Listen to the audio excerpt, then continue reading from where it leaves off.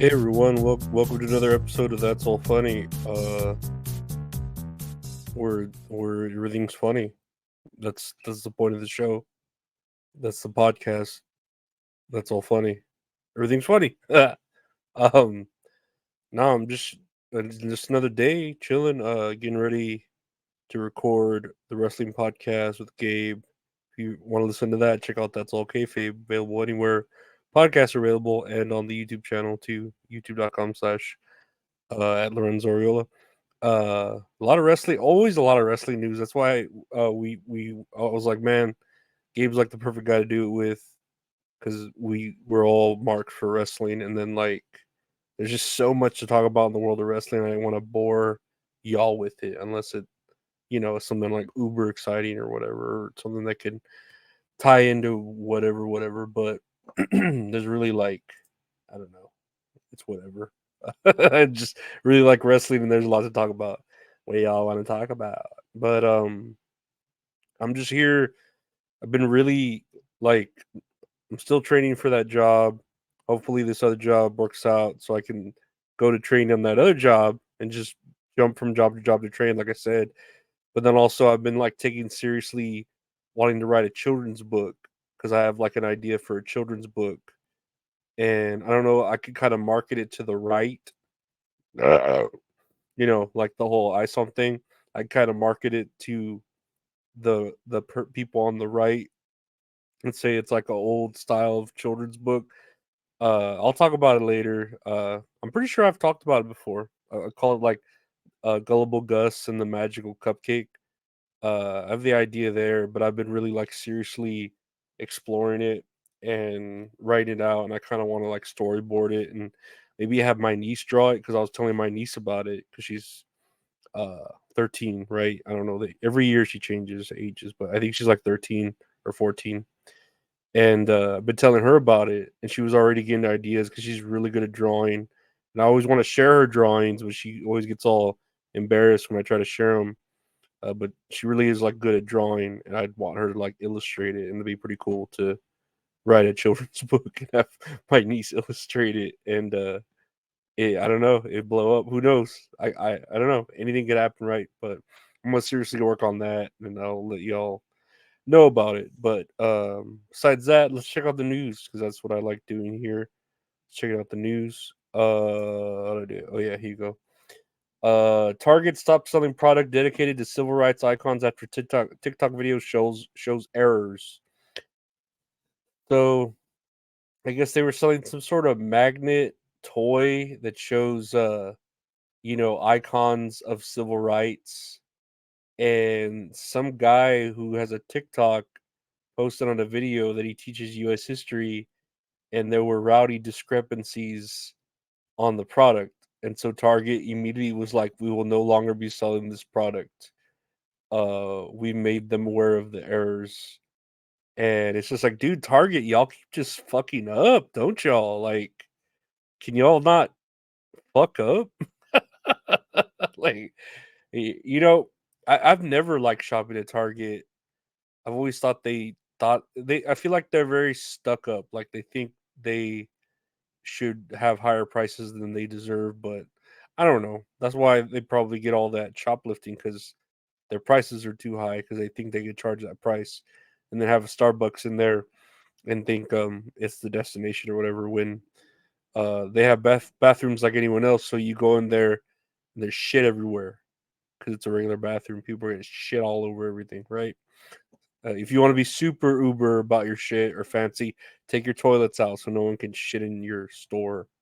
You fucking sickos. But I don't know. It's take it from Target to fuck up something, And they brought in all that woke shit, and what was it that like devil worshiping woke rainbow gay devil worshiper shit, and then this, and then the Stanley Cups. They just can't get anything right. But whatever. I don't really care, right? I do and I don't, right? On to the next one. Um, Alyssa Milano slams people for trolling her son over sports team fundraiser. And let's see, what did she do? Alyssa Milano is not backing down after people criticized her for requesting donations for her son's baseball team. The actress took to Instagram to defend again to defend the move and call out the trolls for being hurtful. Every parent raises money for their child support sports teams, and many of them do so through GoFundMe. I'm no different. As much as I'd love to pay for the entire team and their families for travel, transportation, hotel, food, and beverage, uniforms, trading pins, and all other things for this kind of trip, I cannot afford to do so. Maybe someday. Also, if I did pay for everyone, my trolls would find something else to be hurtful about. Uh, she linked to the GoFundMe page that seeks 10,000s for the team's travel. I don't know, man. Like, I'm sure she's not rich, right? Like fucking Jennifer Aniston rich or getting that Friends money paycheck or whatever, getting that Big Bang Theory paycheck, but I'm pretty sure she makes good money from her refunds or her residuals, not her refunds. I'm sorry, her residuals of Charmed. Who's the boss? I mean, she was on a lot of good shows. She's written a lot of books too, and I'm sure she gets paid for her appearances, like at TED Talks or whatever the fuck they do for women, right? So I'm pretty sure she could have spotted the $10,000. I mean, come on, like at least put it on a credit card and then like slowly pay the credit card down. Like I don't know, but um I don't know why she thinks that people wouldn't attack her for this. Like, of course they're gonna attack you for this shit. You're a celebrity and you're on GoFundMe asking people for money. Of course it's for your son's baseball team. It's not like you're asking to be helped with your bills, but it's like it's just 10,000. I feel like to you that's not a lot. I'm pretty sure you could have like pulled some strings and budgeted or asked some of your like Hollywood buddies to like call Tony Danza. I bet you he would have fronted you some money. Like, hey yo, I'm Tony Danza. Hey, he go. Here's some money. Hey, I'm Tony Danza. That's for Tony Danza. Hey, I'm closer, Tony Danza. Hey, I'm Tony Danza. Hey, I'll help you out. My daughter from the TV show, Who's the Boss? Will you die with love and die for that? Take a chance and face the wind. Rolling, rolling, roll, that's it. Brand new life around the bend. There were times I lost a dream or two. Around the way, and the air was you. A dime beloved, dime for bed. They could just bet the wind. Brand new life, brand new life, brand new life around the bend. Or ask Judith Light, dude. She's a fox. She's got money. She's been doing shit. Who was the boss? Was it Tony or was it Angela? Hey yo, Angela, speak Tony. Hey, I don't know. Who's the boss? Whatever.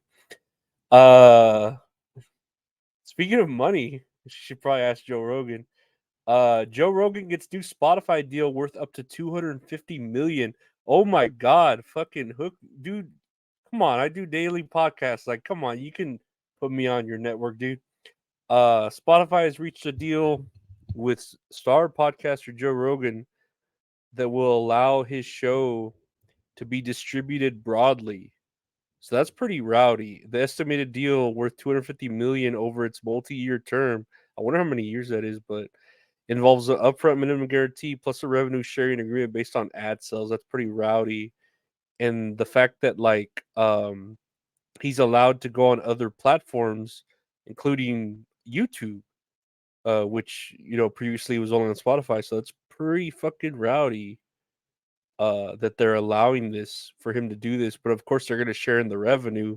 But still, putting it out like that to the bigger audience is going to rowdy increase the revenue. So for them to get a cut too is pretty good. It's pretty interesting. And please, Spotify, like, come on. I make daily content. Hook me up. Just all you gotta do, sign up my other podcast, the wrestling one. Sign up my girl Mint Salad and the Clipaverse, and then get my artist Retro Horror Inc. on the payroll, and we got a deal. Like that's all you gotta do. Like that's all you, you know. Just my ASC fam. uh, my wrestling podcast, and my buddy Retro Horror Inc. That's all I need. That's my team. That's it. I'll edit my own shit. I don't care. That's all I need. Take a chance, a brand new life around the bend. Anyways, a couple last things. Lizzo sexual harassment moves forward as judge denies singer's request to toss lawsuit. I don't even think she tosses salads. Why would they toss a lawsuit? Hey, denied. Los Angeles judge on Friday denied Lizzo's motion to toss out a bombshell sexual harassment lawsuit filed by 3 former backup dancers. Uh, yeah, they're facing allegations of harassment and discrimination. I can't remember what Lizzo did. She did a lot of mean things. She created a hostile work environment, not just sexual harassment, but also religious and racial. The alleged weight shaming lawsuit claims amounted to a form of disability discrimination.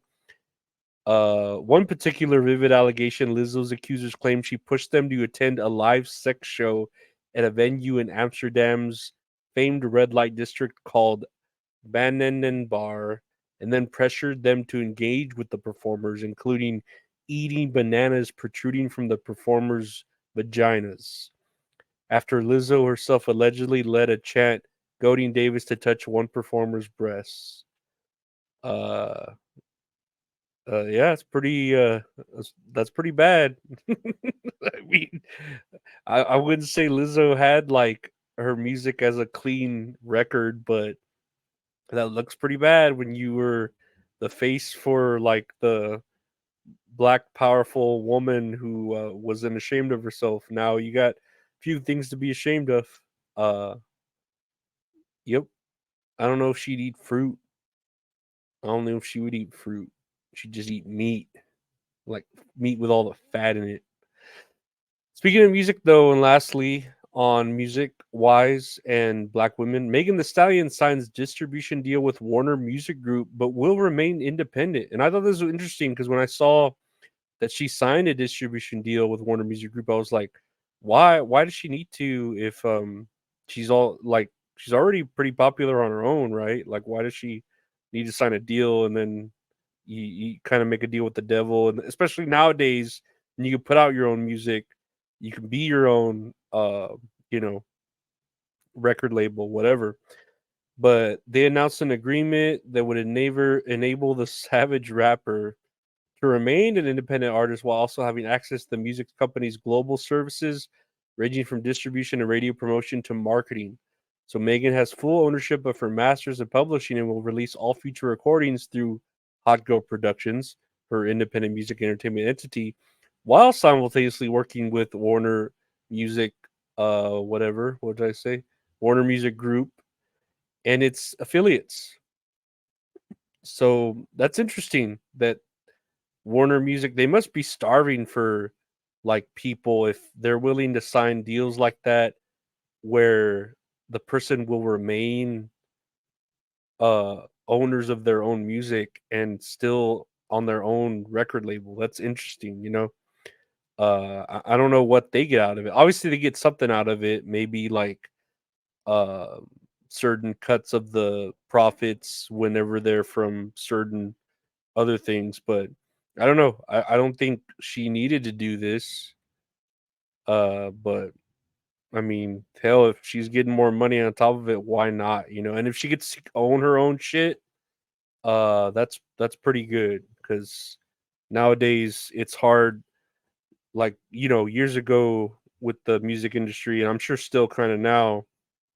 Once you signed that contract, you were like a slave to them, like a literal slave to them. You know, to where they would own your music, they would own your likeness, da da da, everything.